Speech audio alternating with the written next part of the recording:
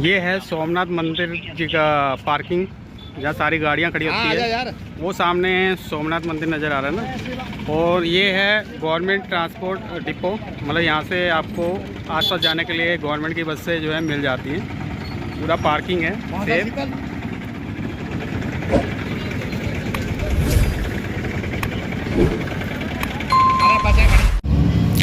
सोमनाथ से दीव की जो दूरी है, डिस्टेंस है बाई रोड का, वो है 84 किलोमीटर का।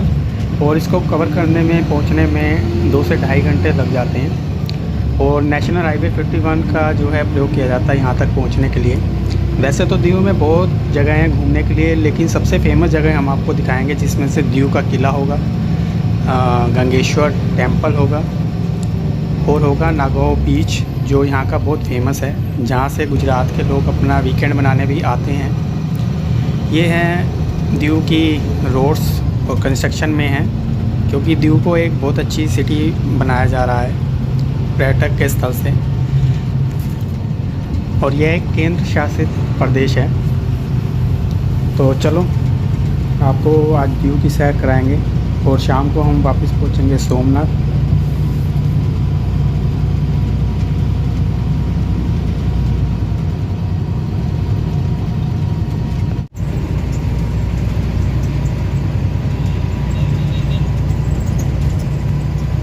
दीव एकदम साफ़ सुथरी जगह है। रोड के आसपास भी आपको कहीं गंदगी नज़र नहीं आएगी, बिल्कुल साफ़ सुथरा रखा गया है दीव को।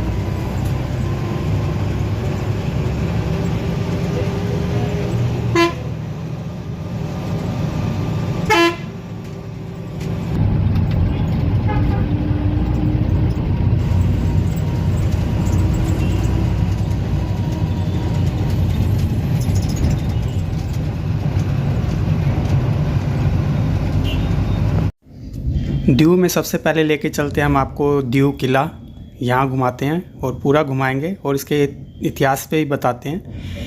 दीव किला पहले स्थानीय शासकों द्वारा निर्मित किया गया था, लेकिन जब पुर्तगालियों ने 16वीं सदी में भारत में अपनी उपस्थिति बढ़ाई तो उन्होंने 1535 ईस्वी में किले पर कब्जा कर लिया। यह किला तब से पुर्तगालियों के लिए एक प्रमुख सैन्य केंद्र बना हुआ था।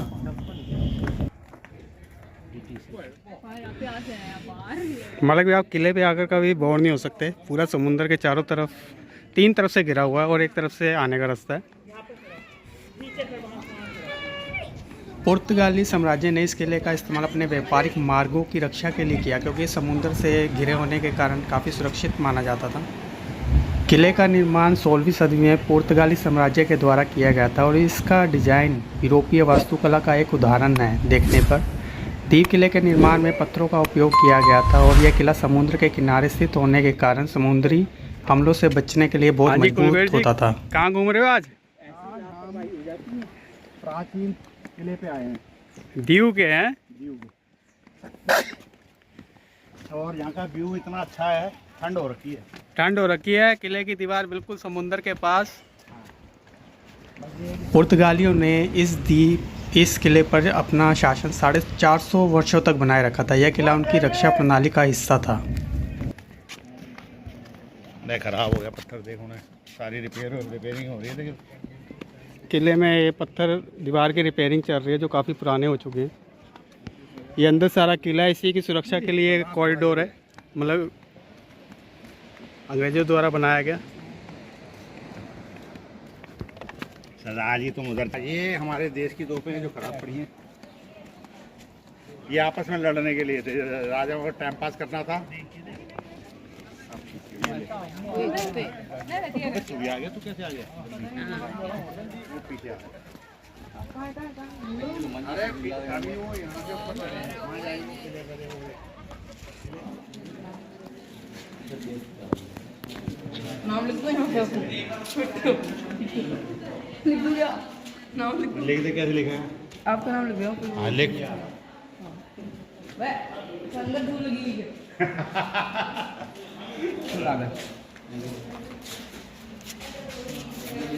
वो हमारे एक साथी गौरव भाई हैं, जिनके बच्चे ने उनकी नाक में दम कर रखा है। वो वहाँ पर लेट गया, वो उधर बैठ गया। वो कहते हैं कि मैं नहीं जाऊँगा, मैं यहाँ पर आराम करूँगा, धूप सेकूँगा। वो मनाने गए हैं उसको कि नहीं बेटा चल चल। अरे गौरव शकल दिखा हमारी। ये देखो दोस्तों, मेरे छोटे भाई ने पापा की नाक में दम कर दिया है, हाँ, वो उसको मना रहे हैं। पापा की नाक में उठा लिया उसको, मना लिया है। और अब उसको लेकर आ रहे हैं भाग भाग के। आ जाओ मिल्खा सिंह, इधर दिखा दिखा देखिए इसको फतेह दिखा, पा लिया उन्होंने उसको मनाने इसको में। दिखा दे फिर आ जाएगा। आ रहे हैं, वो आ रहे हैं। ओए रोने की आवाज आ रही है दोस्तों उसकी। अबे इसको इधर दिखा।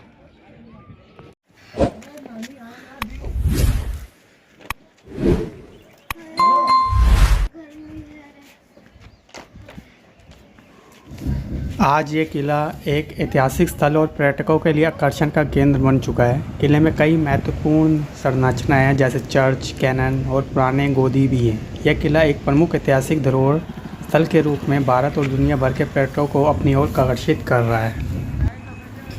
अब आपको दिखाते हैं, जब हम किले से गंगेश्वर टेम्पल की ओर चले तो रास्ते में एक गेट आया जिसमें से हमें बस निकालनी बड़ी मुश्किल हो रही थी। अगर यहाँ से ना निकलती हमें 4 किलोमीटर पीछे सिटी से घूम कर आना था।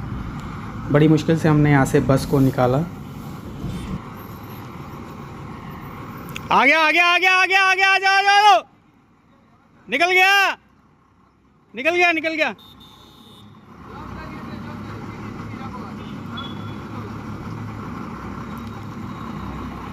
बस को निकाल दिया। पहले गेट का बंद छोटा होने के चक्कर में हम सोच रहे थे कि वापस ले, पर आगे ही लेना पड़ा उसी को घुमा के।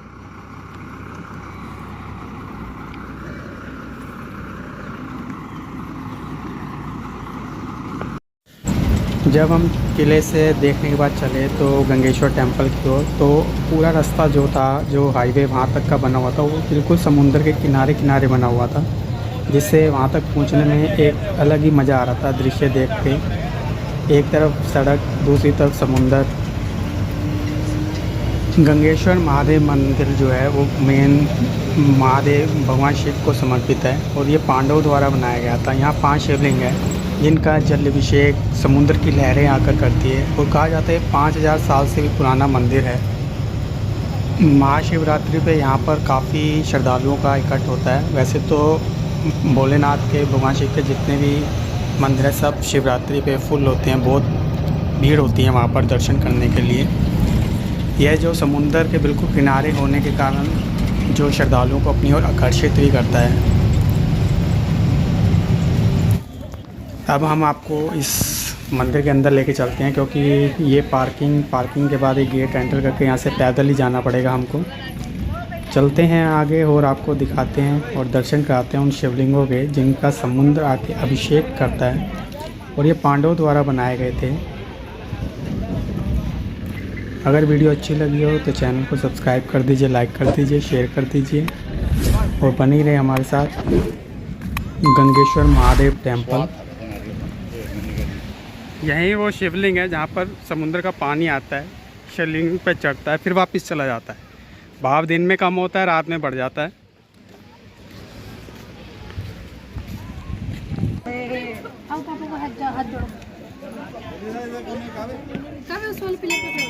उस वाले पिलर पे हाथ जोड़ ले तू।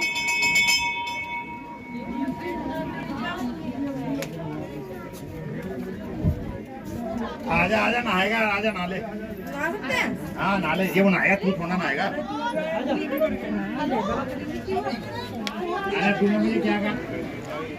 लगभग 5000 साल पुराना है। इस मंदिर में 5 शिवलिंग हैं, जिनकी स्थापना 5 पांडवों द्वारा की गई थी। जब 5 पांडव अपना वनवास का समय काट रहे थे, उसी दौरान उन्होंने इस मंदिर का निर्माण किया था। यहाँ अरब सागर खुद महादेव का अभिषेक करता है।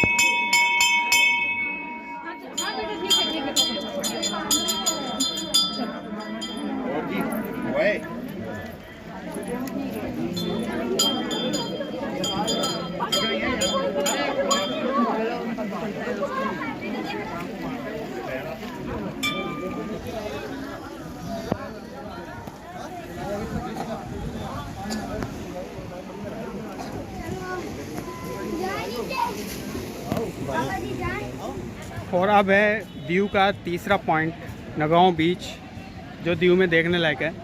वो आपको दिखाते हैं। 2 पॉइंट आपको दिखा दिए, किला और महादेव गंगेश्वर टेम्पल। तो अब आपको दिखा रहे हैं बीच, नगांव बीच, जो गुजरात के लोग ज़्यादातर यहाँ पर एंजॉय करने आते हैं अपने वीकेंड को। और हम भी आए हैं आज और दीव का बीच दिखाते हैं आपको। यहाँ सारी एक्टिविटी आपको अवेलेबल है, यहाँ पर मिलती है। ये इंजॉय कर रहे हैं लोग। वो वो जी 10 रुपये का है जी लेना।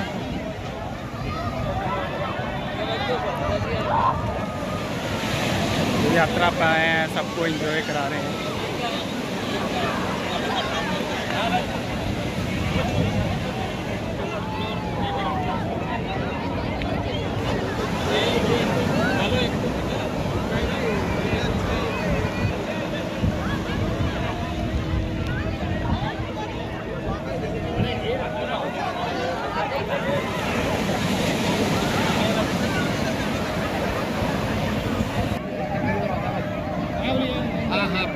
आप ज़्यादा कर ला कितनी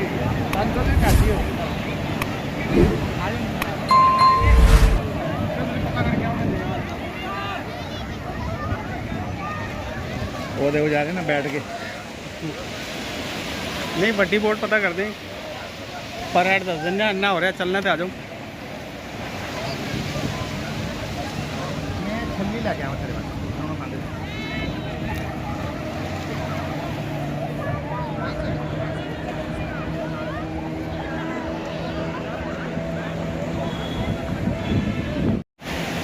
तो ये था हमारा दीव का सीरीज, गुजरात सीरीज़ में दीव का आज का डे। और दीव में है बीच जो हमने आपको दिखाया, 3 पॉइंट दिखा दिए। और अगर वीडियो अच्छी लग रही हो तो चैनल को सब्सक्राइब कर दीजिए, फॉलो कर दीजिए, लाइक कर दीजिए, शेयर कर दीजिए। बहुत जल्दी मिलती है नई वीडियो के साथ और आपको दिखाते जाएंगे सारी चीज़ें जब तक हम गुजरात के अंदर हैं। तो मिले हम बीच का मज़ा, वीडियो को करते हैं हम यही ख़त्म। मिलते हैं अगली वीडियो के साथ, तब तक लेते हैं आपसे इजाज़त। Good bye.